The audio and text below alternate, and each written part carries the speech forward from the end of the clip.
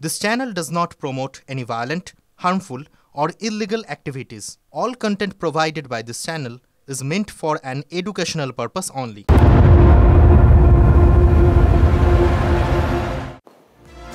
স্বাধীনতা দিবসের আগের রাতে অভিনব আন্দোলন দেখেছিল গোটা রাজ্য। রাজনৈতিক ছত্রছাওয়ার বাইরে বেরিয়ে পথে নেমেছিলেন সাধারণ মানুষ। Fair and bright night and day cream, ত্বক থাকবে ব্রাইট সারাদিন, পলিউশন ফ্রি, ঠিক যেন রাতের ফোঁটা সাদা ফুল। সারাদিন হ্যাপি ব্রাইট স্কিন। গতকালও আমরা দেখেছি মানববন্ধন। 14ই আগস্টের পর আজ ফের রাত দখলের ডাক, আজ আবারও মানববন্ধনের ডাক দেওয়া হয়েছে। তিলোত্তমার জন্য সুবিচার চেয়ে আবারও পথে নামছেন সাধারণ মানুষ। কলকাতা থেকে ক্যানিং, হাওড়া থেকে হুগলি, ফের প্রতিবাদের গর্জন শুনবে বাংলা। জেলায় জেলায় মিছিল জমায়েত। কলকাতার ধর্মতলা, শ্যামবাজার, যাদবপুরের B bus stand, Gariahat, lake gardens, lords মোড়, কলেজ স্ট্রিট, নিউ টাউনের বিশ্ব বাংলা গেট, বেহালা, সিথির মোড় সহ শহরের একাধিক জায়গায় আরজিকর কাণ্ডের ন্যায় বিচার চেয়ে জমায়েত হওয়ার কথা। এর পাশাপাশি জেলা থেকেও আমরা খবর পাচ্ছি মধ্যমগ্রাম, বারাসাত, কল্যাণী, আসানসোল, বালুরঘাট, কৃষ্ণনগর, শ্রীরামপুর, চুঁচুড়া সহ রাজ্যের বিভিন্ন প্রান্তে প্রতিবাদ কর্মসূচি হওয়ার কথা চূড়ান্ত হয়ে রয়েছে। আর এই নিয়ে বিশিষ্টরা যারা আজও রাত জাগবেন, তারা সাধারণ মানুষের পাশে এসে দাঁড়াবেন, কি বলছেন তারা, প্রতিক্রিয়া পেয়েছি আমরা। একটা বিষয় যখন সাধারণ মানুষ জেগে ওঠে, তখন আমার মনে হয় পুরো বিষয়টাই একটু সকলের পক্ষেই চিন্তার হয়ে যায়, এবং এই কেসটা একেবারেই সেটা হয়েছে। সাধারণ মানুষ এটা কিছুতেই নিতে পারছেন না, বিষয়টা জেগে উঠেছে। তা আমার মনে হয় এক্ষেত্রে একটু অন্যরকম ভাবে বিষয়টা ভাবা হলেও হতে পারে। এটা প্রতিটি অন্যায়ের ক্ষেত্রেই এরকম ভাবেই সাধারণ মানুষের জেগে ওঠা উচিত। এতদিন পর্যন্ত মনে হতো দূর, আমাদের আর কি হবে, সেই জায়গাটা মনে হচ্ছে যে আমরা আবার মানুষের মতো মানুষ হচ্ছি। এটা একটা যতটা খারাপ সময় যাচ্ছে, ঠিক খারাপের মধ্যে দিয়ে ততটাই ভালো লাগছে যে আমরা মানুষেরা এক হয়ে একসঙ্গে লড়ছি।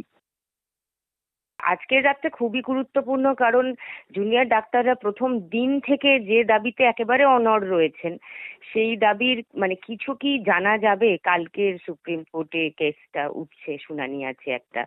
আমার মনে হয় সারা দেশ তাকিয়ে আছে কালকের সুপ্রিম কোর্টের শুনানির দিকে। মাননীয় বিচারক মণ্ডলীও তাঁরাও কোথাও একটা গিয়ে মানুষ, তাঁরাও অন্তত এটা জানবেন যে unlike many other cases unfortunately, যেগুলোতে আমরা অতটা হয়তো গুরুত্ব দিইনি বা দিই না, unlike those cases, this has become really serious, এবং সারা শহর, সারা রাজ্য, সারা দেশ তাকিয়ে থাকবে কালকে তাদের কর্মকাণ্ডের উপরে।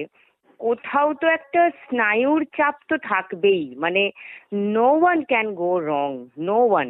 আর সময়ও নেই, সুযোগও নেই, ভুল হতে দেওয়া যাবে না। এই প্রেসারটা ক্রিয়েট করা যাবে বলেই আমার মনে হয়।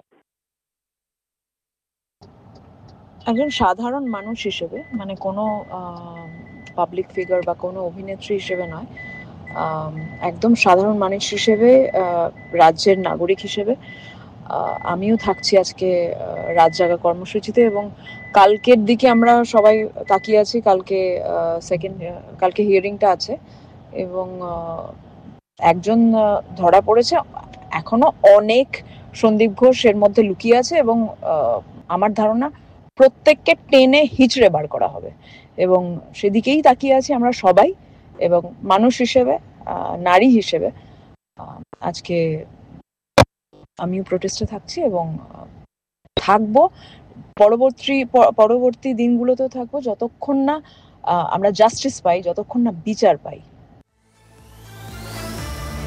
তিলোত্তমার জন্য সুবিচার চেয়ে আন্দোলন চলছে দিকে দিকে। লালবাজার অভিযানের পর এবার চিকিৎসকদের তরফে নেওয়া হয়েছে আর এক কর্মসূচি। আজ ফের পথে নামার ডাক জুনিয়র চিকিৎসকদের। আজ প্রদীপ হাতে পথে নামার ডাক দিয়েছেন জুনিয়র ডাক্তাররা। আজ তারা ঘরের আলো নিভিয়ে রাখার আবেদন জানিয়েছেন। রাত 9টা থেকে ঠিক 10টা পর্যন্ত 1 ঘন্টা ঘরের আলো নিভিয়ে প্রদীপ হাতে রাস্তায় মানববন্ধনের ডাক দিয়েছেন জুনিয়র চিকিৎসকরা। তারা এই কর্মসূচির নাম দিয়েছেন বিচার পেতে আলোর পথে।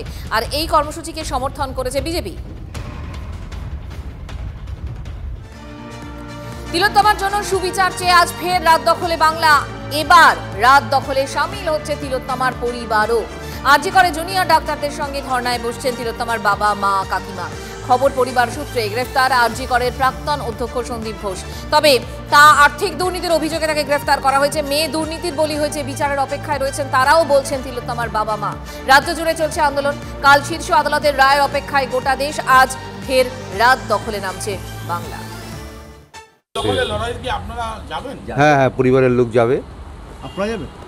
পরিবারের লোক যাবে, আরও অনেকেই যাবে। আপনি আপনি আপনার সেটা কালকে বুঝতে হবে। ঠিক করা হয়নি আমাদের, যাবে পরিবারের লোক যাবে। আরজি করি আমাদের প্রথম যাওয়ার। কখন যাব ঠিক হয়নি। আপনি যাবেন? আরজি গেলে তো জানতেই পারবেন আপনারা। কোথায় যাবেন? আরজি করেই, আরজি করেই যাব আমরা। আরজি করেই আমার মেয়ের ঘটনা ঘটেছে, আরজি করেই আমাদের প্রথম টার্গেট।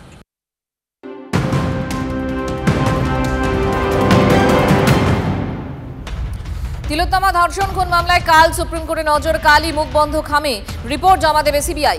ভালো রিপোর্ট পেশ হতে পারে, বড় নাম থাকতে পারে, আশায় বুক বাঁধছেন আন্দোলনকারী ডাক্তাররা। এই অবস্থায় সুপ্রিম কোর্টে রিপোর্ট পেশের আগে চাপ বাড়ানোর কৌশল তৃণমূলের। ধর্ষণ খুনে গিয়ে একাধিক ব্যক্তি জড়িত, কোর্টে জানাক সিবিআই।